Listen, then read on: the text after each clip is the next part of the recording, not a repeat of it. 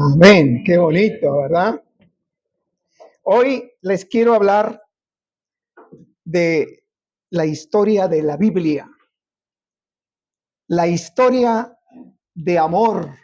Es una historia de amor la más grande jamás contada, que nos lleva desde el principio a nuestra salvación. Es una historia que nos invita a soñar, pero a soñar de verdad, despiertos. Porque hay sueños que no son verdad, hay sueños que son solamente ilusiones.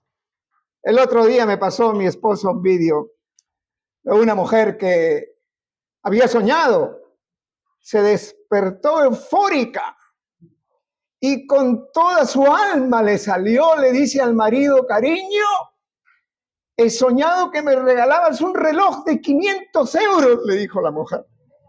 Y al marido también le salió del alma decirle: vuélvete a dormir y sueña con uno más barato porque si no te lo puedo.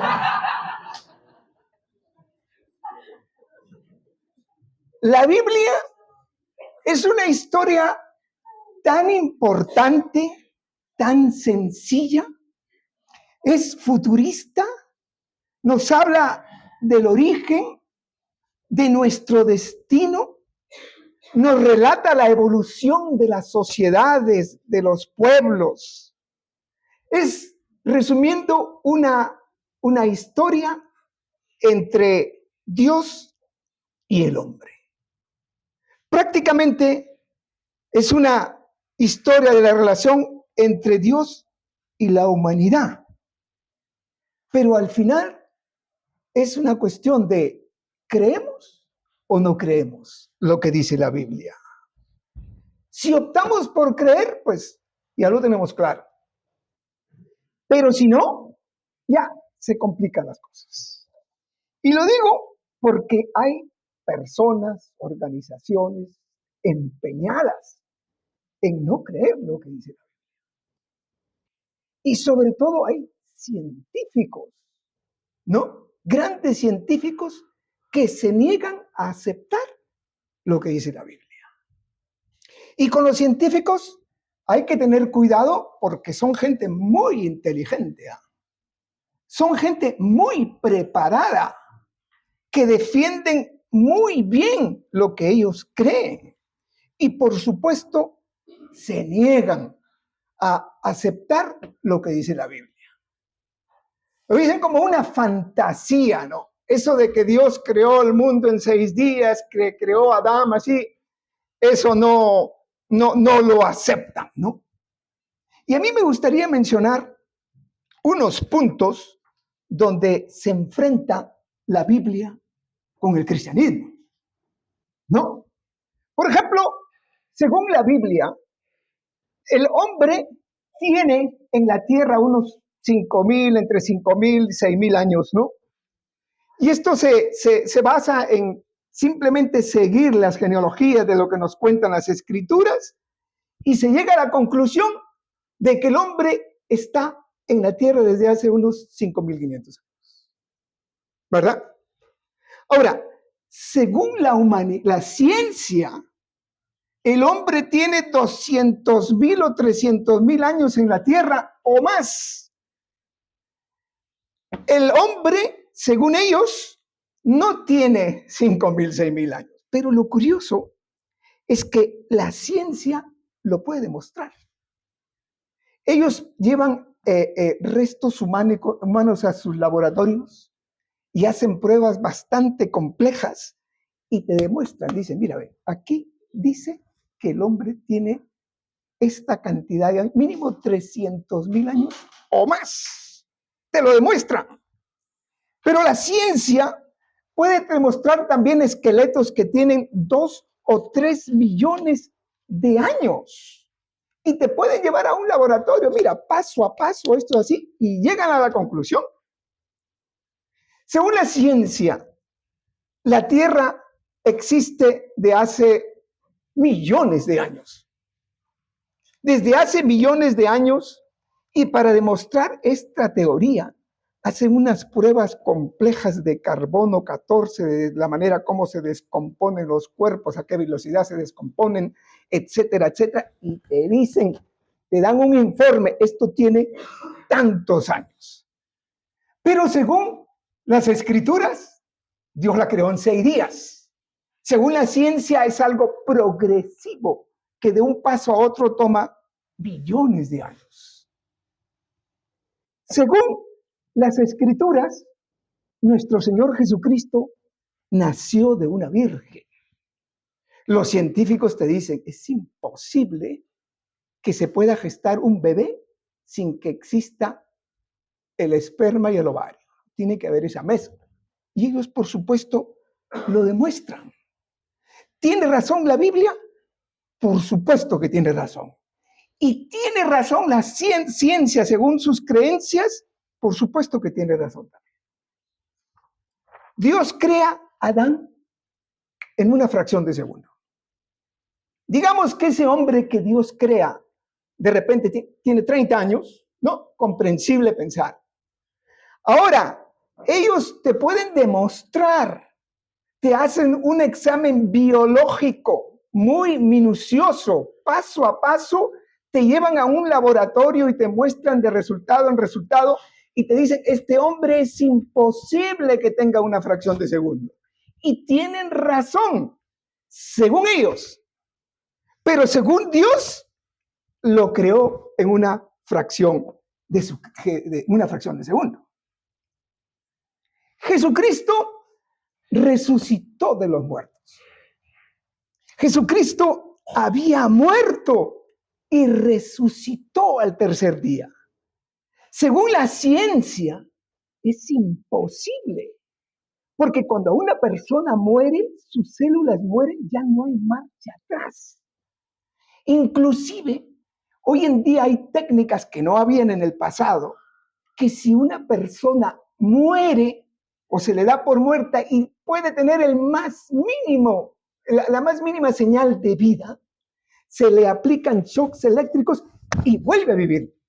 Pero una vez que no responde a nada de eso, entonces ya hay muerte. Nadie puede resucitar según la ciencia.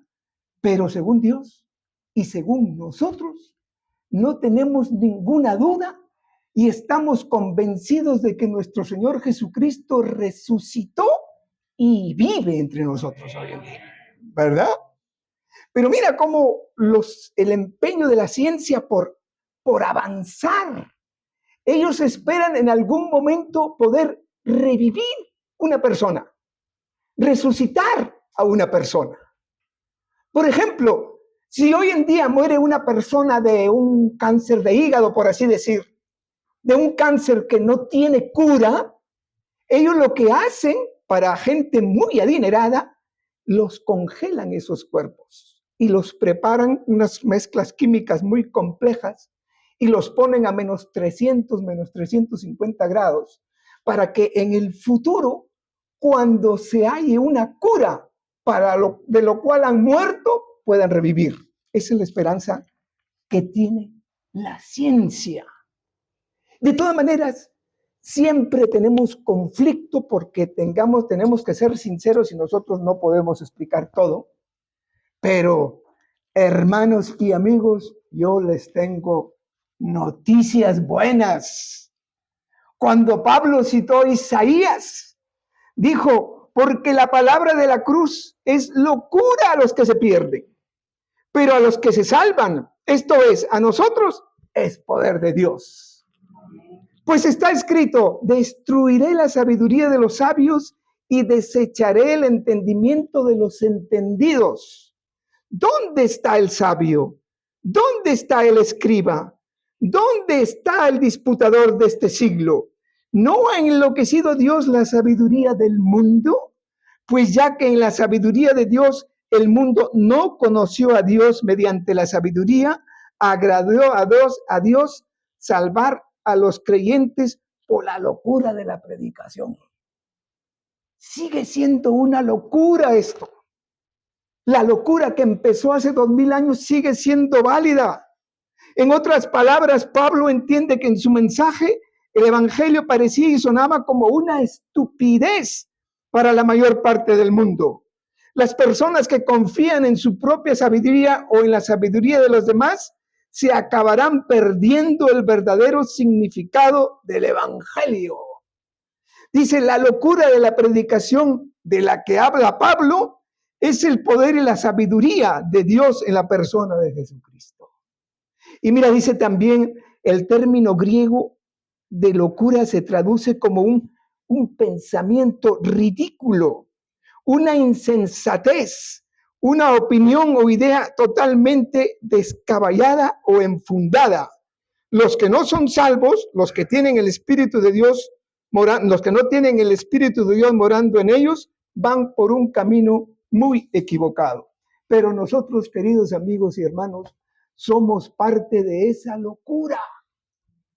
Esa locura solo explica. Hay veces que nosotros no logramos entender.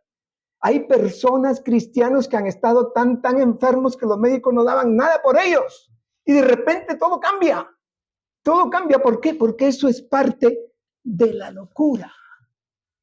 Dios, en su finito amor, nos continúa invitando a través de Jesucristo a arrepentirnos y a seguir en sus caminos. Pero toda esta locura que hemos hablado hasta ahora, toda esa incomprensión de la ciencia, toda esa sencillez de la Biblia, nos lleva, cómo no, a la meta final. ¿Y cuál es nuestra meta final? Por supuesto, es la salvación. Desde que nosotros nacemos, desde que el propósito más grande de un cristiano es llegar a la meta, llegar a la salvación.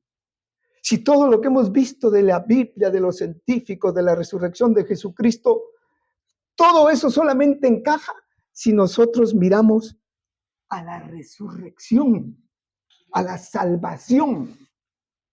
Y llegados a este punto, nos podemos preguntar nosotros, y digo nosotros, cada uno de nosotros de aquí atrás, delante, una pregunta muy crítica. Nosotros, ¿estamos seguros de ser salvos? Y la respuesta es sí, porque pertenecemos a esa locura. Hay gente, iglesias, que se preguntan esto siempre, dicen, ¿estamos seguros de estar salvos? Pero bueno, esto nos lleva a otra pregunta. Una pregunta que puede levantar mucha polémica. Y es la siguiente. ¿Se puede perder la salvación? Yo no soy nadie para opinar por mí mismo, pero simplemente regirnos a las Escrituras. ¿Se puede perder la salvación? Nosotros tenemos una póliza de seguros en mi casa que creo que es muy buena, quizás de lo mejor, una compañía de mucho prestigio.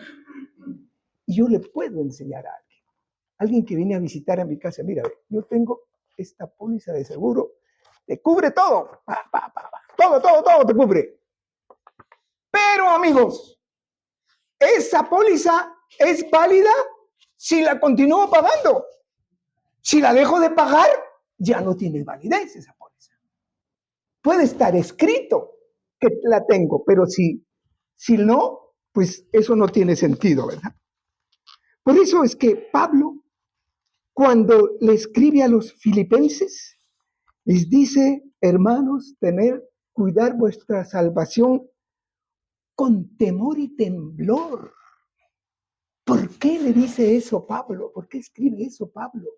Porque esa carta es para nosotros también hoy en día, que debemos cuidar nuestra salvación con temor y temblor. Pero ese temor y ese temblor divino que nos da todas las armas para continuar trabajando en nuestra salvación. Es curioso que cuando el joven rico, se acerca a Jesucristo, ese hombre tenía algo muy grande dentro de sí. Tenía algo en el fondo de su alma que necesitaba exteriorizar. Y cuando lo ve a Jesucristo, Un hombre tan rico de negocios sería comprensible que le pida a Jesucristo, Señor, dame sabiduría para aumentar mi riqueza, para hacer más negocios, para producir más. Pero ese hombre le dice, Señor, ¿qué debo hacer para ser salvo? Y Jesucristo le dice, vende lo que tienes y sígueme. Eso de vende lo que tienes es porque era donde su corazón estaba puesto ese hombre. A nosotros nos puede decir cosas diferentes. Sacar nuestro corazón de donde no está Dios.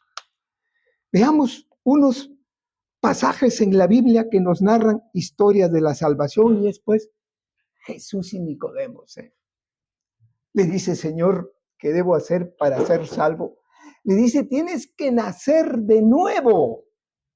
¿Y cómo se nace de nuevo? Pues dejando tu vida vieja y empezando con una vida nueva. Eso es lo que le dice Jesucristo. Tiene que tu vida con Cristo no parecerse en nada a tu vida antigua. Y somos salvos, por supuesto, según las Escrituras, según por nuestra lealtad, por medio de la esperanza que tenemos en la salvación y en el cielo. Y hablando de esperanza, yo voy a leer lo que dice Pablo en su carta a los Romanos. Dice, y esto, conociendo el tiempo, que es ya hora de levantarnos del sueño, porque ahora está más cerca de nosotros nuestra salvación que cuando creímos. La noche está avanzada y se acerca el día. Desechemos pues las obras de las tinieblas y vistámonos las armas de la luz. Andemos como de día, honestamente, no en glotonerías y borracheras, no en lujurias y libertinaje, no en contiendas y envidia. Al contrario, vestidos del Señor Jesucristo y no satisfagáis los deseos de la carne. Qué bonitas palabras de Pablo. Eso es parte de la salvación. Dice, se acerca el día.